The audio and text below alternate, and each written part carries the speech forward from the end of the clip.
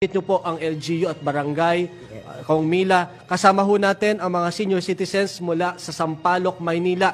Kasama po ni Kagawad Jeric Rotap dyan sa Barangay 507 sa Sampaloc. Kagawad, magandang hapon sa inyo dyan at magandang hapon sa mga lolo't lola natin dyan sa Sampaloc, Manila. Magandang hapon po. Magandang Ayan, hapon. Opo. Meron yata kagawad na mga lolo't lola na gustong magtanong kay Congresswoman Mila Magsaysay ng United Senior Citizens Party List. Meron ba? About the senior po. Ayan, lapit na po kayo. Ayan, bumabati po sila sa atin, Kong Mila. Hello. Opo. Ikaw, Nanay Mercy. Baka may tanong po kayo. Baka tanongin na po. Ito na po yung pagkakataon. Ayan, naririnig nyo po kami. Ayan po. Pwede na po kayong magtanong, ma'am. Opo. Kasi po, yung sabi daw po, yung itis, mayroon na daw po. Kagawad, medyo mahina lang ng konti. Pakilapit lang ng konti si Lola. Tanong po ni Nanay Mercy kung may marireceive na raw po yung 80 years old na ano po. Na Yung kaninang pinag-uusapan po natin, Kong. Kung ang tanong po niya ay tungkol doon sa mga 80 years old, Yes. kung aprobado na daw po ba ang benepisyong maibibigay sa kanila. Bigay po natin ang mikropono kay Kong Mila Magsaysay. Aprobado na po sa Kongreso at Senado. Hindi ko lang po alam kung nakarating na sa ating mahal na Pangulo, Bongbong Marcos, kung nandyan na for his signature.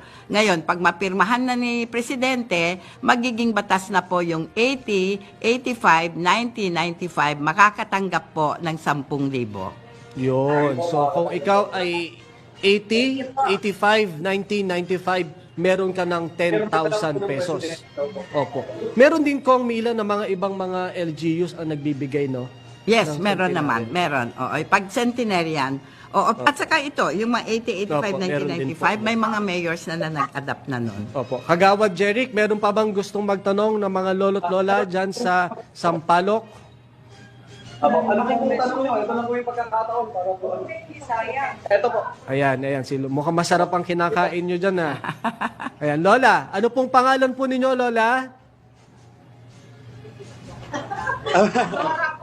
Ma'am Aling Nora. Opo, ano pong tanong nyo? Yung po ang social pension, regardless na meron kang SSS, Yan. Maganda ho yung tanong nyo. Opo, ang tanong po ni Aling Nora, yung po ba, sa panukala po ba na Universal Social Pension, regardless kung ikaw ay may tinatanggap na mula sa SSS o GSIS na pensyon, Kong? Yes po, yes. Lahat po covered.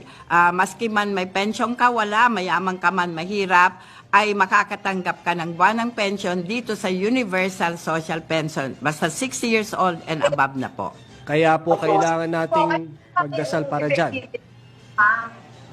Ano po yon, Aling Nora? kailan po? Ito Kailan daw po? Pinagdadasal po natin, no, at inaayos po natin sa Kongreso kasi nakausap na po, binigay na po sa atin ng Speaker Martin Romualdez, ang ating mahal na Speaker Martin Romualdez, itong Universal Social Pension. Ayusin na lang ho namin sa Kongreso para makapunta na sa Senado. So meron pong measure, Lola, na ginagawa ang Kongreso. Once makapasa po in third reading, itatransmit naman sa Senate para sila naman ang magproseso po ng panukalang batas na yan. And hopefully po, wala naman sigurong mambabatas kong ang kokontra para alagaan ng mga wala. senior citizen. Sa mga colleagues ko sa Kongreso, pabor sila lahat. Oy, opo. Maraming salamat, Kagawad Jeric Rotap, at sa lahat ng mga lolo't lola na nandiyan sa Sampaloc. Salamat po sa inyo sa pagtutok sa ating programa at mabuhay po kayo. Salamat din po. Mabuhay kayong lahat. Salamat po sa inyo at hinay-hinay lang sa pagkain. Kagawad, bigyan mo ng discount yung mga lolo't lola natin dyan, ha?